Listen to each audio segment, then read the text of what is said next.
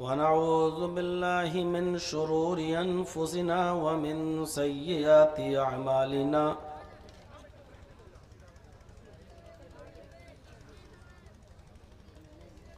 من يهده الله فلا مضل له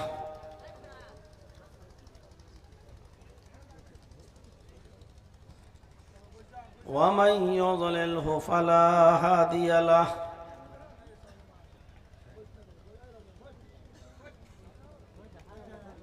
وأشهد أن لا إله إلا الله وحده لا شريك له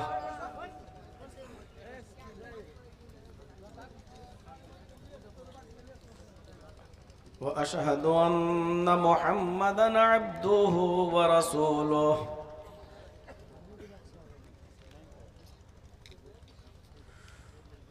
أما بعد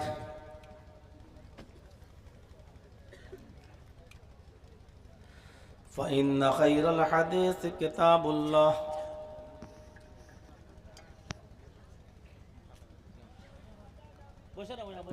وخير الهدي هدي محمد صلى الله عليه وسلم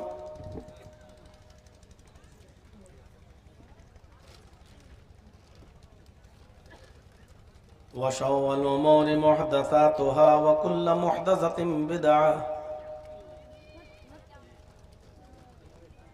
وكل بدعة ضلالة وكل ضلالة في النار أعوذ بالله من الشيطان الرجيم بسم الله الرحمن الرحيم يا أيها الذين آمنوا ادخلوا في السلم كافة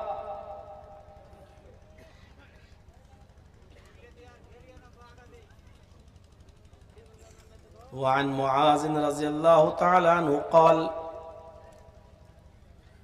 أوصاني رسول الله صلى الله عليه وسلم بعشر كلمات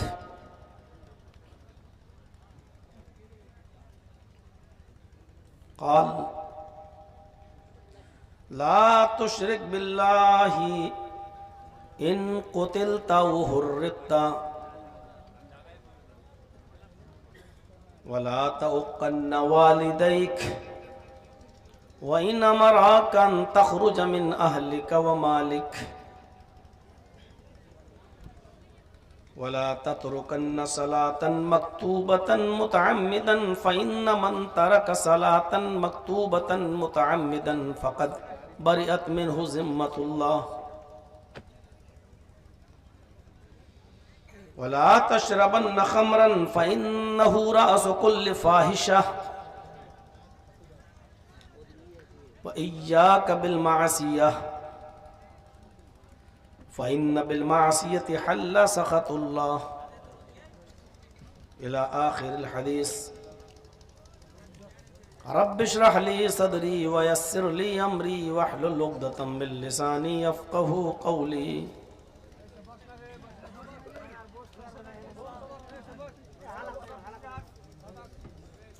اس عظیم الشان اجلاس کے صدر محترم اور ناظم اجلاس، نیز اسٹیج پر بیٹھے ہوئے محترم اور معزز علماء کرام، علاقے کے باوقار احباب اور بالخصوص اس اجلاس کے روح رواں جناب موتی الرحمان صاحب، جنہوں نے کئی بار فون کیے اور اس بستی میں پروگرام کے لیے برابر کانٹیکٹ میں رہے، یہاں تک کہ جب میں منصاہی میں تھا تو آپ اپنی گاڑی سے کچھ لوگوں کو لے کے وہاں تک پہنچے اور وہاں سے یہ ڈیٹ ان کو ملی اور اس ڈیٹ پر یہ عظیم الشان اجلاس یہاں منعقد ہوا۔ آپ لوگوں کی محنتیں رنگ لائیں اور ایک لمبی مدت کے بعد اور ایک لمبے عرصے کے بعد اس علاقے میں میری آمد ہو رہی ہے۔ اللہ رب العالمین آپ کی محنتوں کو قبول فرمائے، آپ کے اس اجلاس کو قبول فرمائے، اور جو لوگ اس اجلاس میں بڑھ چڑھ کر حصہ لیے ہیں، جس طریقے سے بھی اور جس حیثیت سے بھی، اللہ رب العالمین ان کے رزق میں اضافہ فرمائے، برکت عطا فرمائے، اور جس مقصد کے لیے اجلاس یہاں منعقد ہوا ہے، مسجد کی تعمیر و توسیع کے لیے، اللہ رب العالمین اس مقصد میں پوری کامیابی عطا فرمائے۔ جو باتیں کہی جا چکی ہیں رات کے 12 بجے تک اور اب کہی جا رہی ہیں آپ کے سامنے، اللہ سے دعا ہے کہ اللہ تعالیٰ کہنے والوں کو اور سننے والوں کو اس پر عمل کی پوری توفیق عطا فرمائے۔ میں نے قرآن کریم کی ایک آیت آپ کے سامنے تلاوت کی ہے، بلکہ پوری آیت بھی میں نے نہیں پڑھی۔ اس آیت کے اندر اللہ تبارک و تعالیٰ نے مسلمانوں سے ایک چیز کا مطالبہ کیا ہے۔ ہم اور آپ اس دنیا میں آئے ہیں، بے شمار مذہب اس دنیا میں ہیں، لیکن ہمارا جو مذہب ہے، جس کو ہم اسلام کہتے ہیں، یہ اللہ رب العالمین کی بہت بڑی مہربانی ہے اور اس کی رحمت ہے کہ اس نے ہمیں اور آپ کو یہ مذہب دیا ہے، اور اس مذہب کے اندر ہمیں اور آپ کو پیدا کیا ہے، ہمیں آپ کو جناب محمد رسول اللہ کا امتی ہونے کا شرف بخشا ہے۔ لیکن ہر مسلمان غور کرے، کیا وہ صرف نام کا مسلمان ہے یا حقیقت میں وہ مسلمان ہے؟ دو چیزیں ہوتی ہیں، ایک چیز ہے ہم اپنے آپ کو مسلمان کہہ رہے ہیں، اور ایک چیز ہے کیا واقعی ہم جو کہہ رہے ہیں وہ ہیں؟ لوگ ہمیں مسلمان سمجھ رہے ہیں، اب یہ ہمارا دل جانتا ہے اندر سے کہ ہم کمپلیٹ مسلمان ہیں یا نہیں۔ ہر مسلمان جانتا ہے اس بات کو۔ مجھ سے سوال کرنے کے بجائے اگر آپ اپنے دل سے یہ سوال کریں گے کہ میں مسلمان ہوں یا نہیں، تو آپ کا دل اندر سے آپ کو اس سوال کا جواب دے دے گا کہ آپ مسلمان ہیں یا نہیں، اور ہیں تو کتنے پرسنٹ ہیں۔ یہاں اللہ تبارک و تعالیٰ نے مطالبہ کیا ہے، اور کیا کہا ہے؟ یا ایھا الذین آمنوا ادخلوا فی السلم کافہ۔ اے ایمانوں والو، اے مسلمانوں، تم اسلام کے اندر پورے کے پورے داخل ہو جاؤ۔ تھوڑا سمجھنے کی کوشش کیجیے گا۔ ایک طرف تو اللہ کہہ رہا ہے مسلمانوں، اے ایمان والو، اور جب ایمان والو کہہ رہا ہے، مسلمانوں کہہ ہی رہا ہے، تو یہ کیوں کہہ رہا ہے کہ تم اسلام کے اندر پورے کے پورے داخل ہو جاؤ؟ کیا مومن اور مسلمان وہ ہو سکتا ہے جو اسلام کے اندر پورا کا پورا داخل نہ ہو؟ آپ لوگ ابھی تک سکون نہیں بنا سکے، شانتی نہیں بنا سکے، کیا سنیں گے؟ اس جگہ کھڑے ہونے کی جگہ ہے کیا؟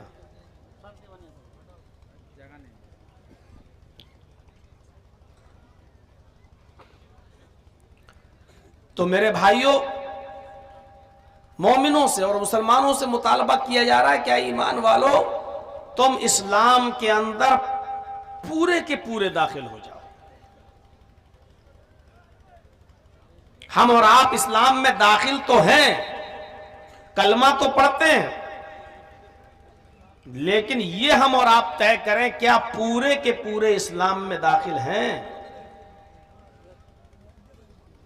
کیا جن چیزوں کا اللہ رب العالمین نے کرنے کا حکم دیا ہے اور اس کے نبی نے کیا ہم ان کاموں کو کر رہے ہیں؟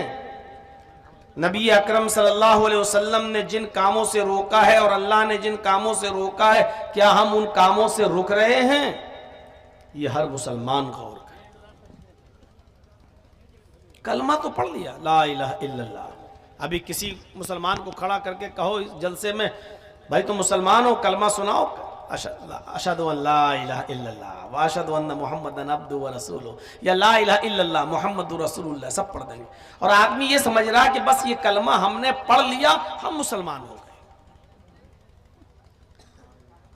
یہ تو آپ نے اسکول میں ایڈمیشن لے لیا ہے۔ جیسے بچے کی جب فیس جمع ہو جاتی ہے اور ایڈمیشن جب اس کا ہو جاتا ہے تو اسکول میں اس کی انٹری ہو گئی، وہ شخص اب اسکول میں جانے کے لائق ہو گیا، لیکن پڑھ لکھ کر انجینئر تھوڑی بن گیا، ڈاکٹر تھوڑی بن گیا۔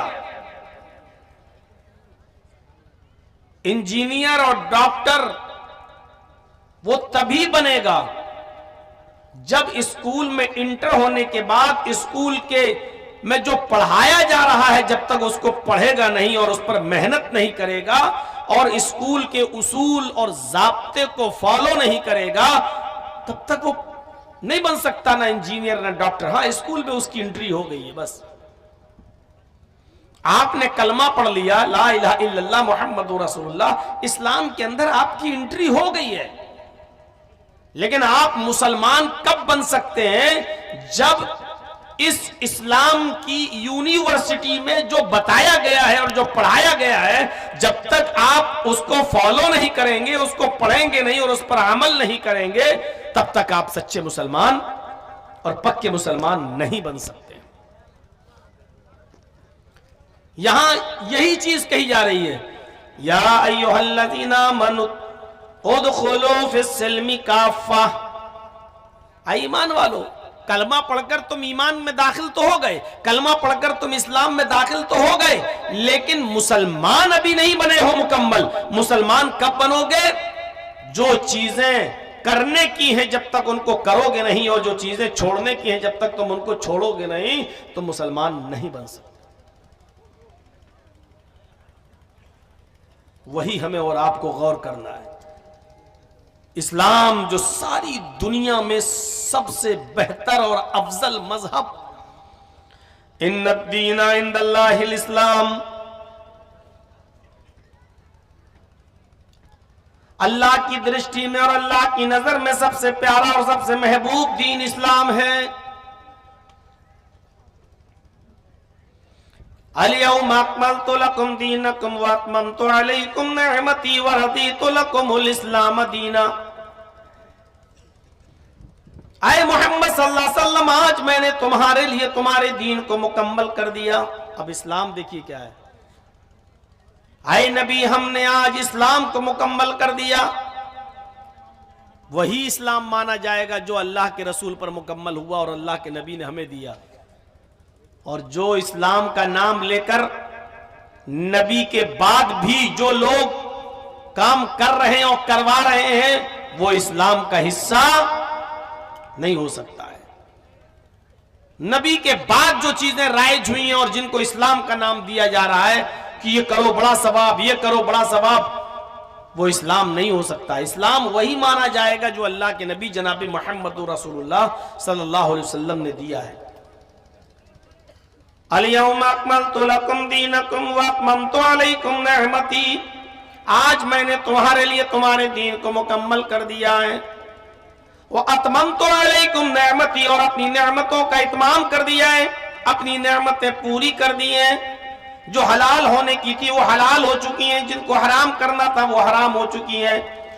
اب اس میں کمی اور بیشی نہیں کی جا سکتی ہے، جو جیسا تھا ایسا کر دیا گیا، اب اس میں نہ اضافہ ہوگا، نہ کمی ہوگی، نہ زیادتی ہوگی۔ وَرَضِيتُ لَكُمُ الْإِسْلَامَ دِينًا، اور اب میں تمہارے اس دین اسلام سے راضی اور خوش ہو گیا۔ اللہ اسی اسلام سے راضی اور خوش ہے۔ یہ جو لوگ بچتے ہٹتے جا رہے ہیں بچے، یہاں ایک ایک کر کے آدمی بیٹھتا جائے، آپ لوگ جاتے جائیے۔ جب ہٹنا ہی تھا تو بیچ میں گھسنا نہیں چاہیے تھا، بس شکل دیکھنے آئے تھے، فوٹو کھینچے اور چل دیے۔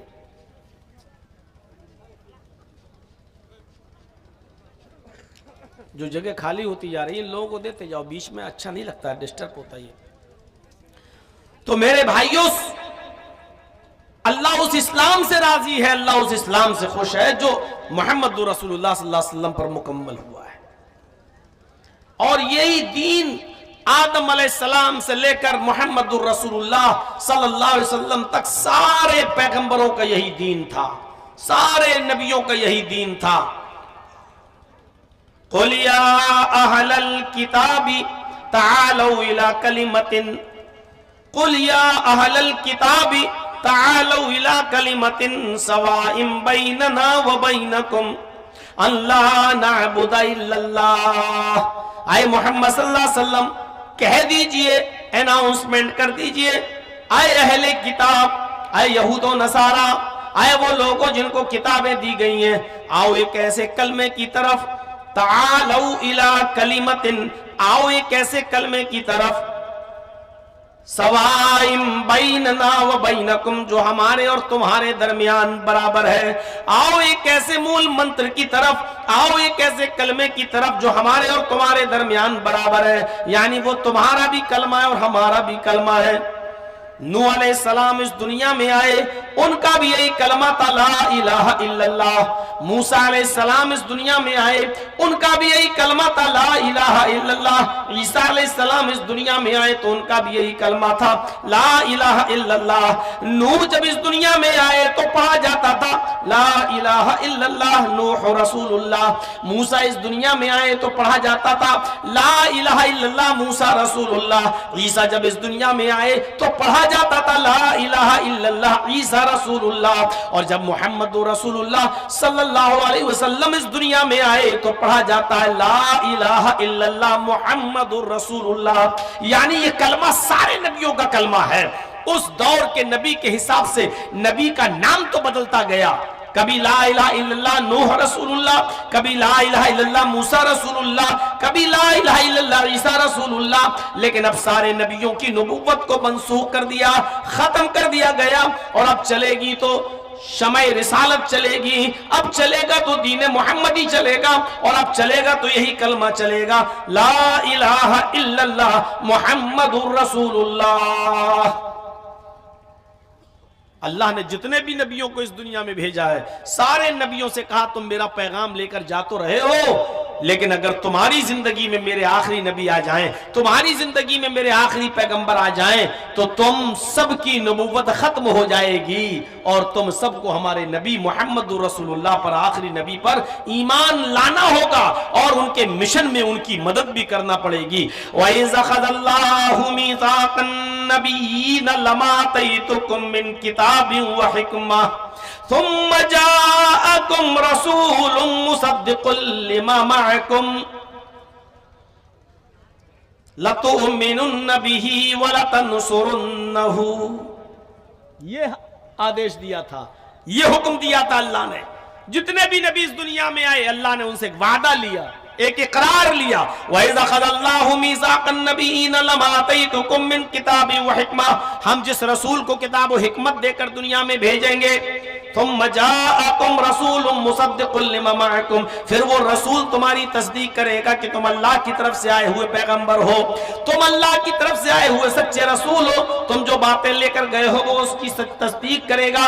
لیکن یاد رکھنا، جب وہ نبی محمد رسول اللہ صلی اللہ علیہ وسلم تمہارے درمیان آ جائیں، جب وہ آخری پیغمبر تمہارے درمیان آ جائیں، تو آئے سارے پیغمبروں، اے نبیوں، اے انبیاء کرام، تمہارا مشن اور تمہارا کام یہ ہونا چاہیے، لَتُؤْمِنُنَّ بِهِ، تم بھی اس نبی کے اوپر ایمان لے آنا، لَتُؤْمِنُنَّ بِهِ، تم بھی محمد رسول اللہ کو آخری نبی مان لینا، وَلَتَنْصُرُنَّهُ، اور وہ نبی جو مشن لے کر گیا، وہ نبی جو پیغام لے کر گیا، وہ نبی جو دعوت لے کر گیا، تم سب کو اس کی دعوت میں، اس کے مشن میں اس کی مدد بھی کرنا پڑے گی۔ تمہاری نبوت ختم ہو جائے گی تو میں بھی ایمان لانا پڑے گا آخری نبی پر، محمد رسول اللہ پر۔ کتنی بڑی بات کہی ہے۔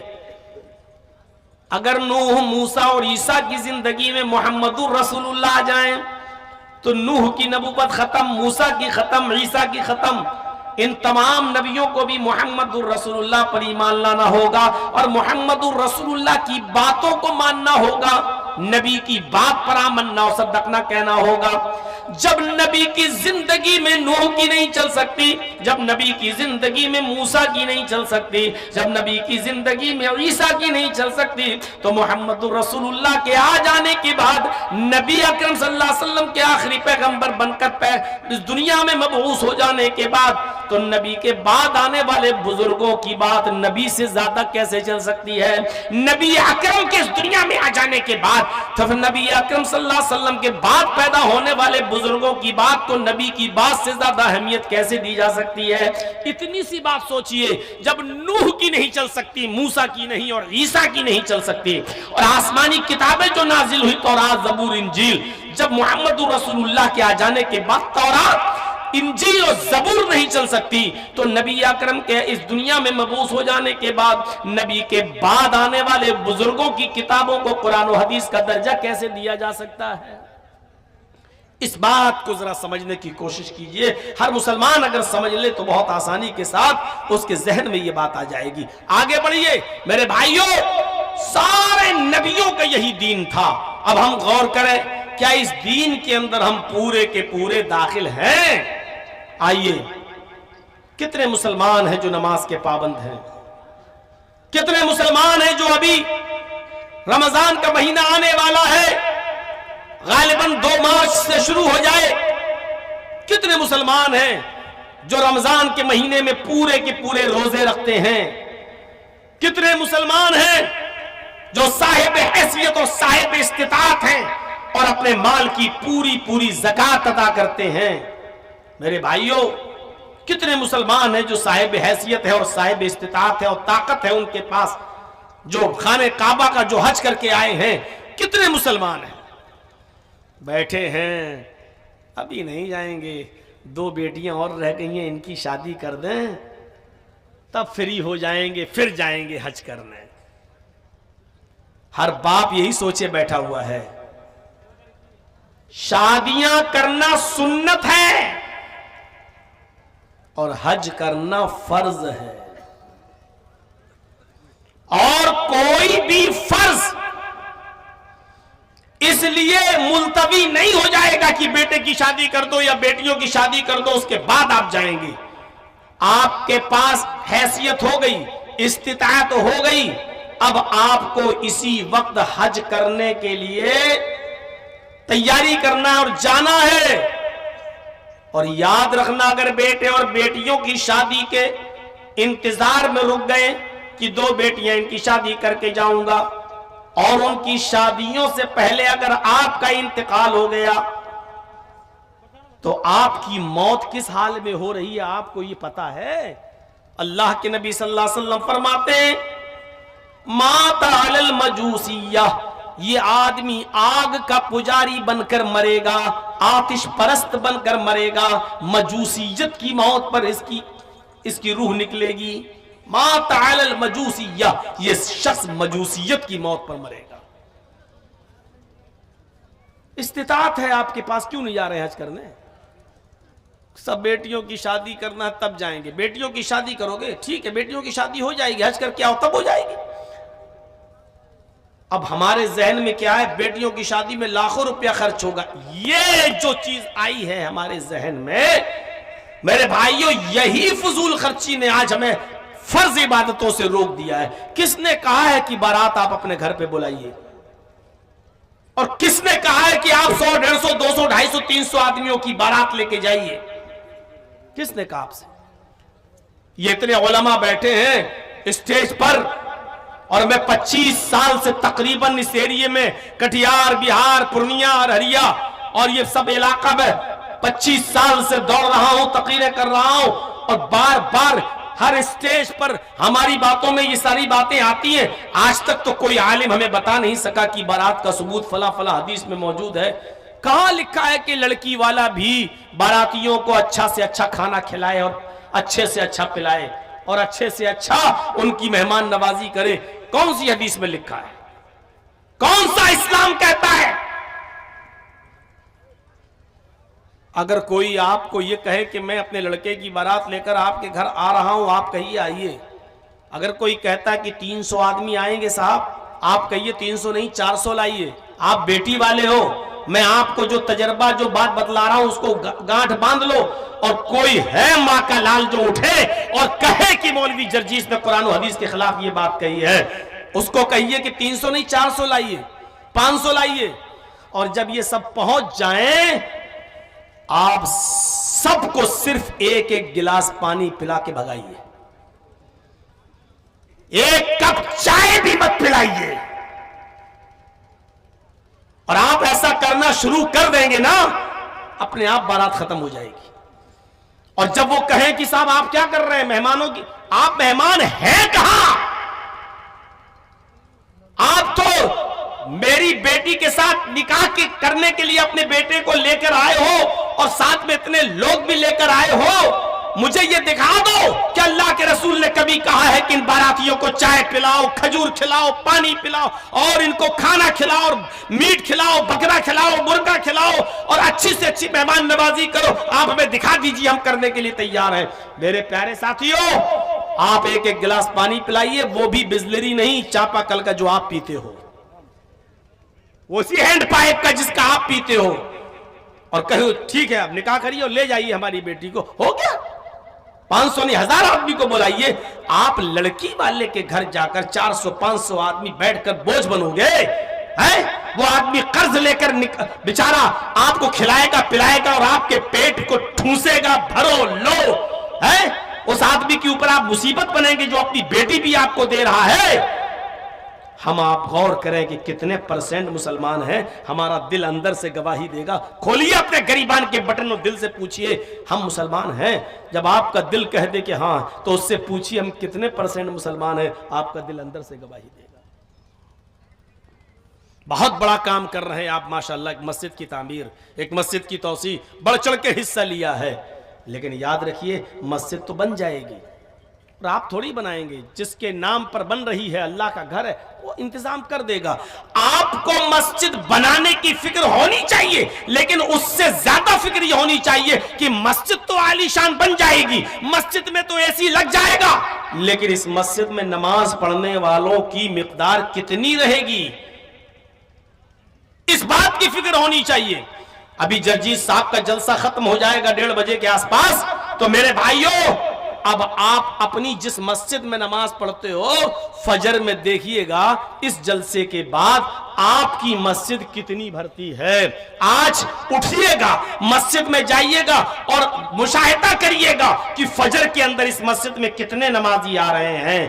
آپ کی مسجد میں آنے والے نمازی یہ بتا دیں گے کہ آج کا 24 فروری کا یہ جلسہ جو آپ کے ببولا بونا میں ہو رہا ہے یہ کتنے % کامیاب ہوا اور کتنا ناکام ہوا۔ صبح میں فجر کی نماز میں مسجد بتا دے گی کہ آپ کا جلسہ کتنا کامیاب ہوا اور کتنا ناکام ہوا۔ صبح فجر کی نماز پڑھنے جاؤ تو مسجد سے سوال کر لینا، اے مسجد بتا آج کی رات کا جلسہ کتنا کامیاب ہوا، مسجد کے نمازی آپ کو بتا دیں گے کہ کتنا کامیاب ہوا۔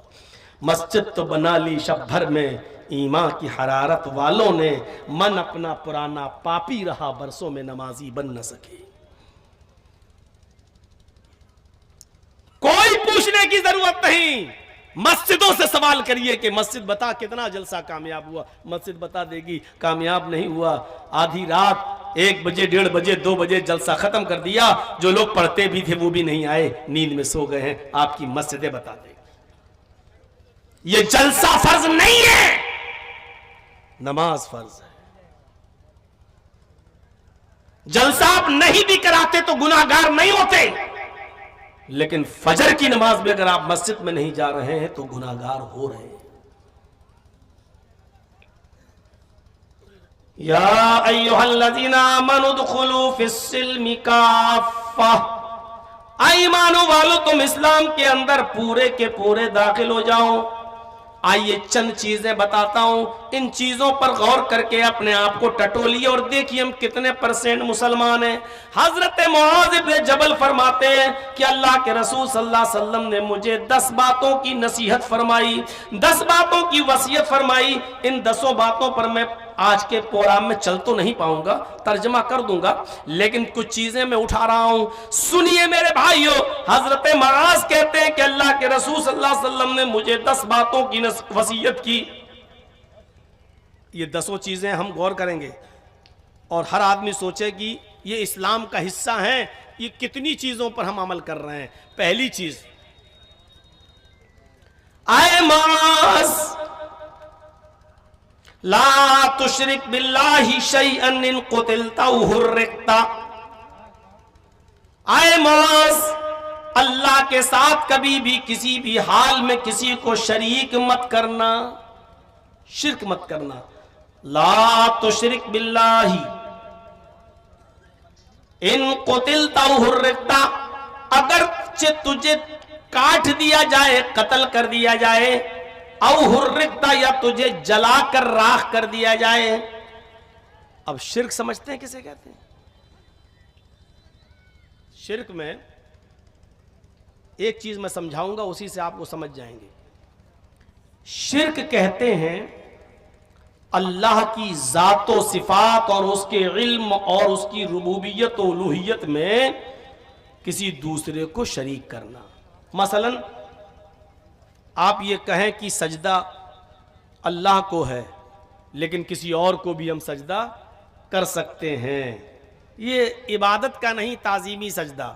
آپ اس طریقے کی اگر باتیں کرتے ہیں، ہم اللہ سے دعا کرتے ہیں کہ اللہ تو مجھے شفا دے، اے اللہ میرے باپ کا انتقال ہو گیا تو ان کو جنت دے، یہ دعا ہم کہیں اور جا کر بھی کر سکتے ہیں کہ آپ ہمارے باپ کے لیے دعا کیجیے اللہ تعالیٰ سے کہ اللہ تعالیٰ میرے باپ کو بخش دے، یا کہیں جا کر ہم کہیں کہ بیٹا نے شادی کو 20 سالیں ہو گئی ہیں، 10 سالیں ہو گئی ہیں، بچہ نہیں ہو رہا ہے، آپ ہمیں اللہ سے دعا کر کے، اللہ سے سفارش کر کے مجھے بیٹا بیٹی دلوا دو۔ میرے بھائیوں، آپ ڈائریکٹ مانگیے۔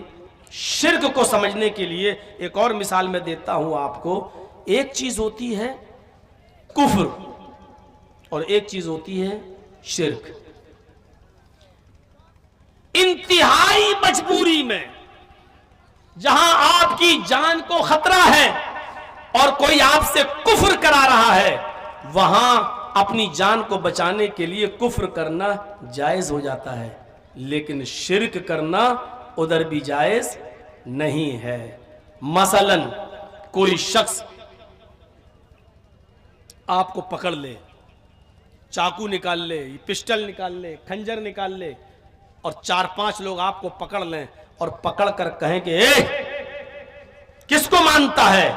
آپ کہو اللہ کو، اور وہ مارے تھپڑ، اللہ کا انکار کر، اللہ کا انکار کر، اللہ کا انکار کر، اور ایسی صورت میں آپ کی جان جانے والی